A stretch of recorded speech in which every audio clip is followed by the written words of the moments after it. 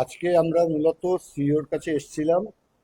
তাতে একটা বড় আমাদের বক্তব্য ছিল যে 31 ডিসেম্বর থেকে আমরা সিইওর নানান প্রবলেম নিয়ে তার সঙ্গে দেখা করতে চেয়েছি, অর্থাৎ গত বছর কোনোভাবেই সিইওর অফিস থেকে কোনো রেসপন্স আসেনি।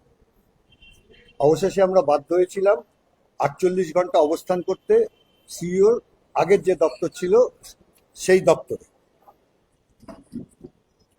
তো সেইটা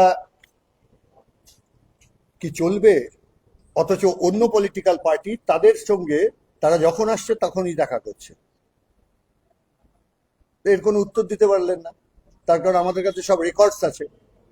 দ্বিতীয়ত আমরা যেটা বললাম যে এই ধরনের যে আরবিটারি ডিলিশন হয়েছে, একটা বায়াসড অ্যাডজুডিকেশনের কাজ হয়েছে এবং লিস্টটা ভুলে ভরা, যদিও এখনো চূড়ান্ত তালিকা পলিটিক্যাল পার্টিগুলোকে দেয়নি, বা প্রার্থী যারা মনোনয়নপত্র জমা দিয়েছেন তাদের হয়তো স্ক্রুটিনির পরে দেবেন।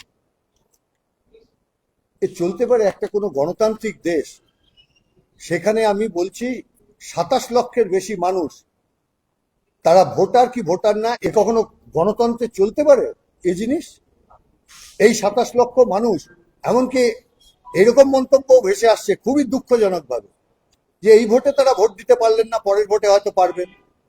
কে অধিকার দিয়েছে? এটা সাংবিধানিক মৌলিক অধিকার। মানুষের এই মৌলিক অধিকার কেড়ে নেওয়ার অধিকার কারুর নেই, সংবিধান প্রদত্ত। এইটা আমরা ওকে বললাম, তো উনি আর কি উত্তর দেবেন? কোনো উত্তর নেই ওর কাছে, খুব স্বাভাবিক। এবং আমরা নির্দিষ্ট উদাহরণ দিয়ে বললাম যে কিভাবে কনফিউশন। একজন প্রার্থী আমাদের আজকে নমিনেশন দিতে গেছেন, তিনি 28 ফেব্রুয়ারির তালিকায় আছেন, কিন্তু ওখানে আরো বলছেন কসবার যে তিনি নাকি ভোটার নন। তাকে যখন সেই ভোটার তালিকা দেখানো হচ্ছে বলছেন না আমি গ্রহণ করব না। এ কি মগের মুল্লুক চলছে না? যে যা ইচ্ছে মতো করে যাচ্ছে। এরকম অনেকগুলো আরো আমরা তালিকা দিয়ে এসছি ওকে, যারা আসলে এসব তো ইলেকশন কমিশনের কাছ থেকেই শিখেছে। তারা কেন্দ্রীয় সরকারের হয়ে কাজ করছে, এই রাজ্যের প্রশাসন তার রাজ্য সরকারের হয়ে কাজ করছে। ওখানে কেন্দ্রীয় সরকারের যে শাসক দল তাকে সন্তুষ্ট করতে ইলেকশন কমিশন ব্যস্ত, আর এখানে রাজ্য সরকারের শাসক দল তাকে সন্তুষ্ট করতে এখানকার আধিকারিক যারা নির্বাচনের কাজে যুক্ত তারা ব্যস্ত। গণতন্ত্রে এর চাইতে বিপজ্জনক মুহূর্ত স্বাধীনতার পর কখনো আমাদের এখানে আসেনি। ও কসবা থানাতে আমাদের যে কসবা অ্যাসেম্বলিতে যিনি আমাদের প্রার্থী দীপু দাস, হ্যাঁ শেষ পর্যন্ত দিতে পেরেছেন। দিতে পারলেন মানে কি? আমরা আসার পথে যখন ফোন করছে যে আরো বলছেন যে 28 ফেব্রুয়ারি দিয়ে আপনার নাম ছিল, কিন্তু এখন আপনার নাম দেখতে পাচ্ছি না, আমরা বুঝতে পারছি না। তা বললো আমার নাম তো কোনো ডিজিটাল নেই, কিছুই নেই। যখন ভোটার কার্ড দিচ্ছে ইসিআই তে, তার ভোটার লিস্টে নাম দেখাচ্ছে। তা বলে আপনি তাহলে একটু বসুন, উত্তেজিত হবেন না, আমরা দেখছি। না, যখন ও বলেছে যে আমরা সিওর অফিস আমি যাচ্ছি, তখন বললাম যে আমরা সিও অফিস যাচ্ছি, তুমি ওখানে বসে থাকো এবং আর ওকে এটা বলো যে you are entering the CEO office. তার কিছুক্ষণ বাদে এখানে বসে থাকা অবস্থায় সে বলছে আমাদের সার্ভারটা আসলে ডাউন ছিল বলে আমরা আপনার নামটা বের করতে পারছি না। এটা কেন লাস্ট ডেট অফ নমিনেশনে এটা কেন হবে? এটা হচ্ছে প্রশ্ন। এসব সার্ভার ডাউন না, আসলে পলিটিক্যালি ইনক্লাইন। তো এইসব আরো দিয়ে কখনো নিরপেক্ষ নির্বাচন সম্ভব? আমরা তালিকা দিয়েছি, আমরা ওটা দিয়েছি, মহেশতলা দিয়েছি, এরকম আরো কয়েকটা তালিকা আমরা দিয়ে এসেছি। 5টার তালিকা আমরা দিয়ে এসেছি।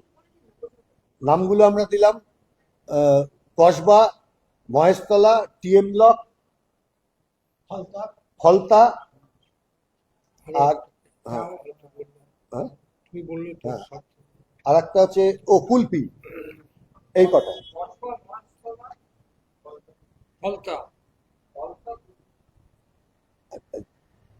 এখন সমস্যাটা হচ্ছে ইলেকশন কমিশন নিজে পলিটিক্যালি বায়াস, তার ফলে তলা পর্যন্ত ইচ্ছে মতো পলিটিক্যালি বায়াস হওয়ার সুযোগ অন্যান্য আধিকারিকরা পাচ্ছেন।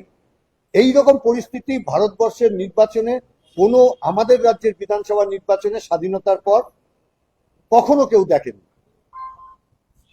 3 নম্বর যেটা কথা হচ্ছে যে গুরুত্বপূর্ণ, যে কিছু বললেই এখন ওনারা বলছেন কোর্ট এখন সবকিছু করছে। তা কোর্টকে ঢুকতে হলো কেন? স্বাধীনতার পর কোনোদিন ভোটার তালিকা তৈরি করেছে নাকি বিচার ব্যবস্থা? তার এখতিয়ারের মধ্যেই পড়ে না। ভোটার তালিকা তৈরি করার দায়িত্ব নির্বাচন কমিশনের। দে আর ফেইল, মিজারেবলি ফেইল, যে কারণে তারা বারে বারে সুপ্রিম কোর্টের কাছে তিরস্কৃত হয়েছেন, কিন্তু তার থেকেও শিক্ষা নেননি।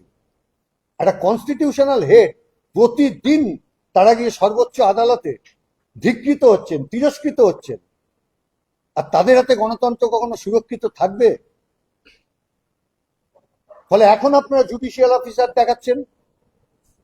আপনারা ফেল করেছেন বলে তো জুডিশিয়ারি এখানে ঢোকার সুযোগ পেয়েছে এবং ঢুকতে বাধ্য হয়েছে।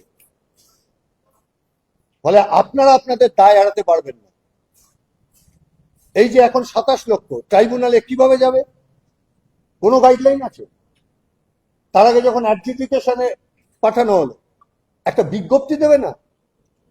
সেটা তো দেবে না তারপর। না, অ্যাডজুডিকেশনের সময় কেন দেবে না? তখন তো এদের হাতে, তখন তো ট্রাইব্যুনাল না। একটা জায়গায় বিজ্ঞপ্তি দিল না, মানুষ পাগলের মতো এদিক ওদিক ঘুরে বেড়ালো যাদের নাম অ্যাডজুডিকেশনে ছিল।